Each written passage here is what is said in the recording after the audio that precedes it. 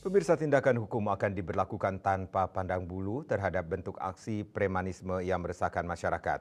Kepala Kepolisian Negara Republik Indonesia, Kapolri Jenderal Polisi Listio Sigit Prabowo menegaskan komitmennya untuk menindak tegas segala bentuk aksi premanisme yang meresahkan masyarakat dalam keterangannya di Jakarta.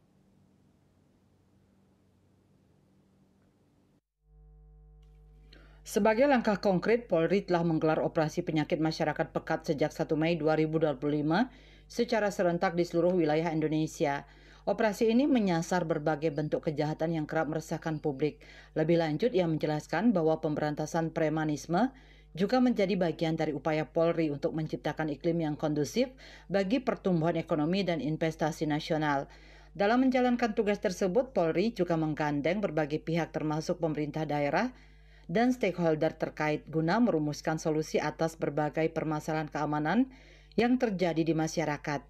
Di akhir arahannya, Sigit juga mengingatkan seluruh personel Polri untuk selalu siaga menghadapi potensi bencana alam. Ia menekankan pentingnya kesiapan sumber daya dan alat utama sistem senjata alutsista guna merespon cepat saat bencana terjadi.